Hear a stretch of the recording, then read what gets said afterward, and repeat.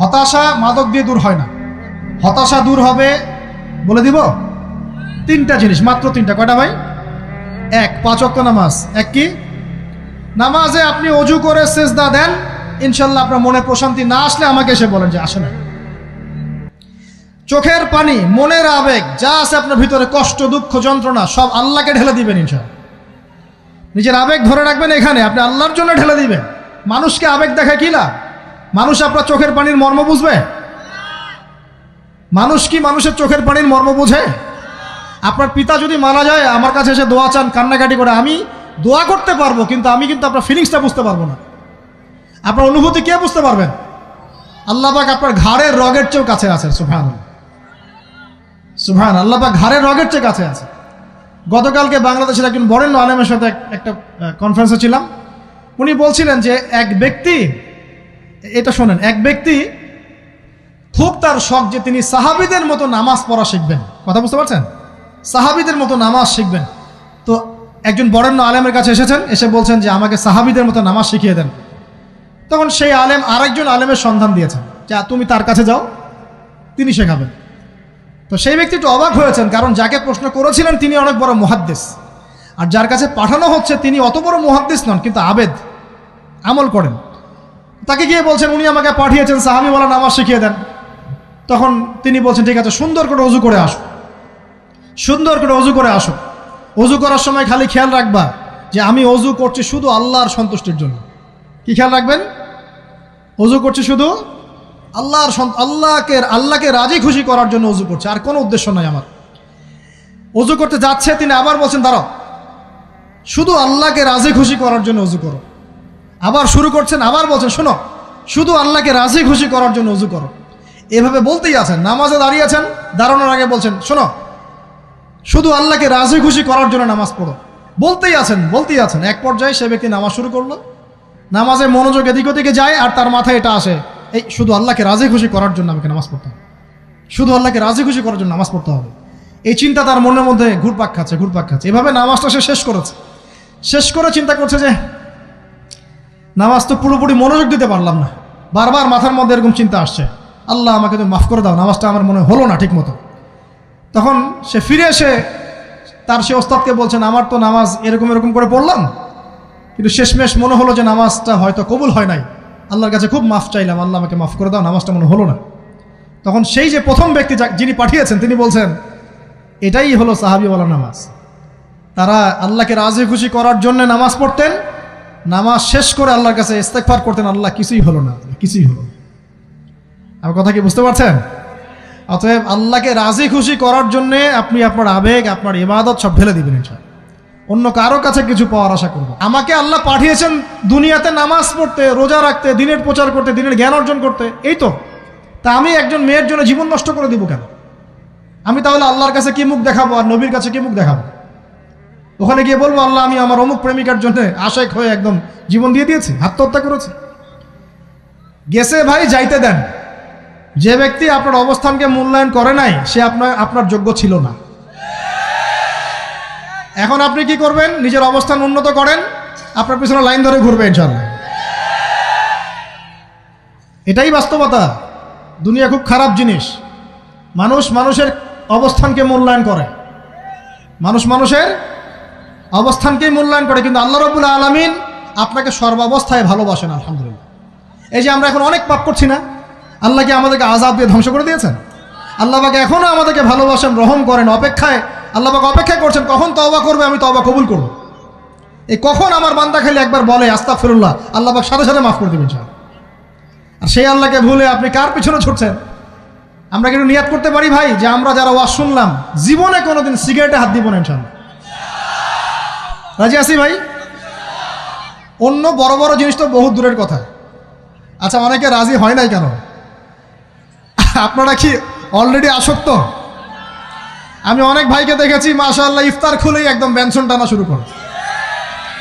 হ্যাঁ, এটা যে হারাম আপনাদের কেউ ওয়াজ করে শোনায় নাই?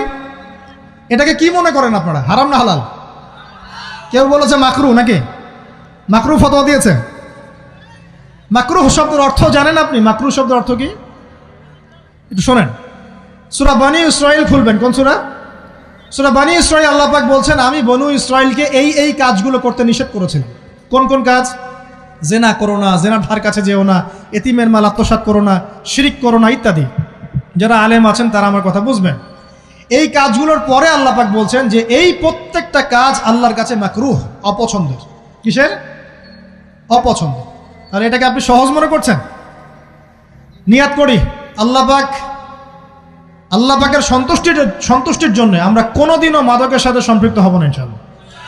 আর বিশ্বাস করেন, শুধুমাত্র মাদকদ্রব্য নিয়ন্ত্রণ অধিদপ্তর এই আইন কানুন এগুলো দিয়ে, জরিমানা দিয়ে মানুষকে মাদক ছাড়ানো যাচ্ছে না, যাবে না। কেন যাবে না এটা আপনারা খুব ভালো করেই জানেন, আমি বলতে চাচ্ছি না। অনেক সময় মাদক বিরোধী কনসার্ট করে মানুষ, মাদক বিরোধী কনসার্টে ওঠার আগে এক বোতল ডাইল খেয়ে আসে আগে। এগুলো কি বাস্তব কথা বলছি না অবাস্তব কথা বলছি?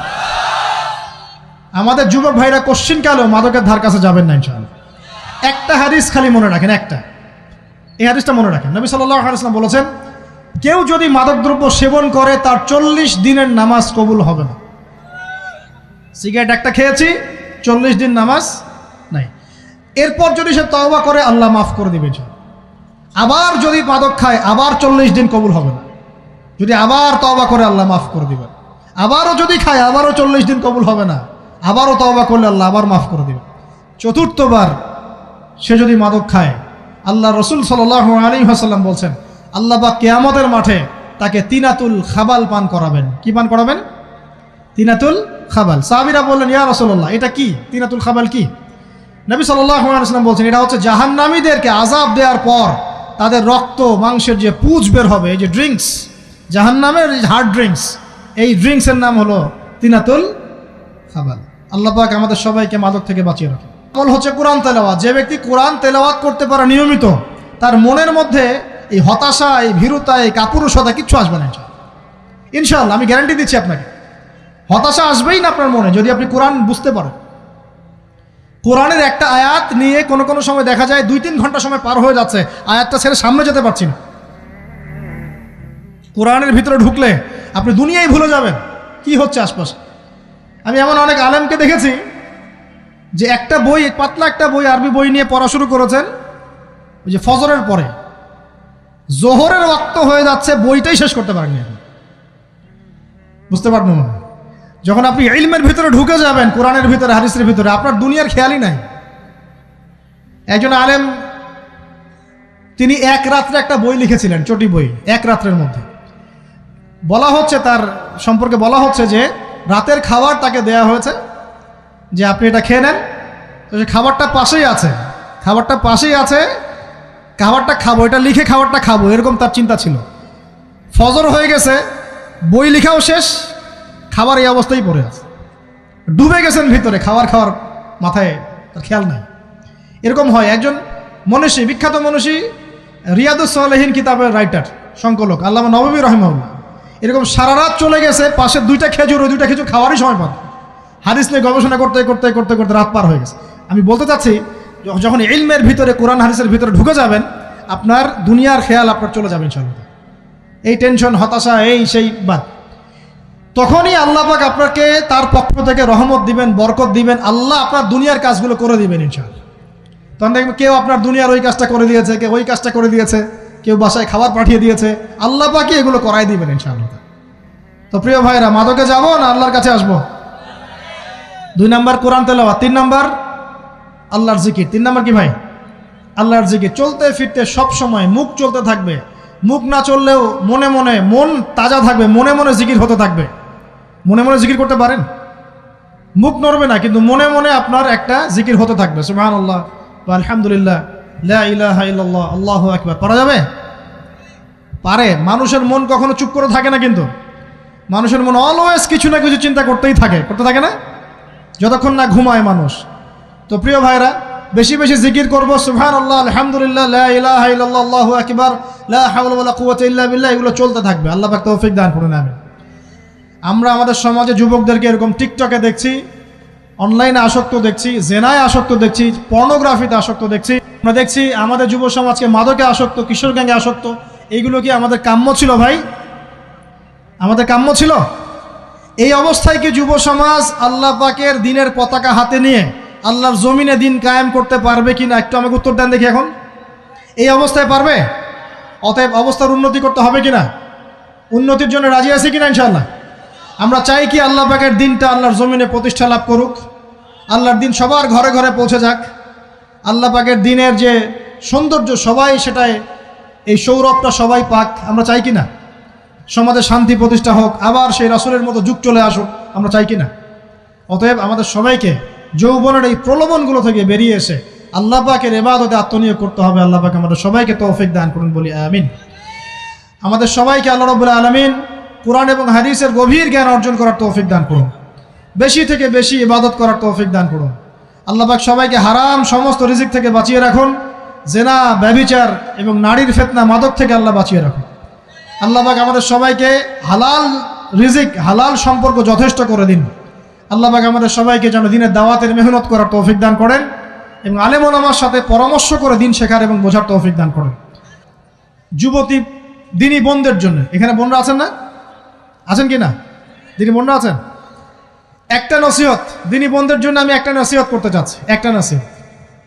আমার এই একটা নসিহত একটু মন দিয়ে শুনুন প্রিয় দিনী বোন। রাসূলুল্লাহ সাল্লাল্লাহু আলাইহি ওয়াসাল্লাম আমাদের দিনী বোনদের জন্য জান্নাতে যাওয়ার একটা ফর্মুলা বলে দিয়েছেন। আমি কি বলবো সেটা? আচ্ছা, রাসূলুল্লাহ সাল্লাল্লাহু আলাইহি ওয়াসাল্লাম বলেছেন আমাদের দিনী বোনেরা, আমাদের মায়েরা, এই নারী জাতি মাত্র 4টা কাজ করলে জান্নাতের যে কোনো দরজা দিয়ে ইচ্ছা প্রবেশ করতে পারবে ইনশাআল্লাহ। খুশি হন নাই? কয়টা কাজ?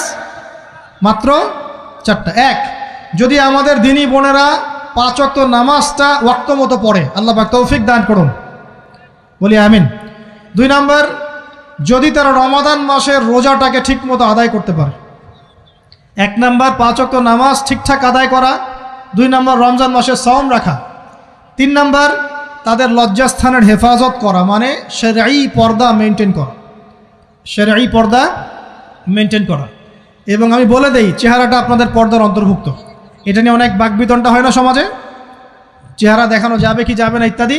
চেহারা আপনার পর্দার অন্তর্ভুক্ত বিষয়, ফুল স্টপ। এর উপরে ফতোয়া অনেকে অনেকভাবে দিচ্ছে, কিন্তু বরেণ্য উলামায়ে কেরামের কিতাবগুলো ঘাটাঘাটি করেন, তাদের ফতোয়া হচ্ছে চেহারা আপনার পর্দার অন্তর্ভুক্ত বিষয়, চেহারা ঢেকে রাখবেন, আল্লাহ পাক তৌফিক দান করুন।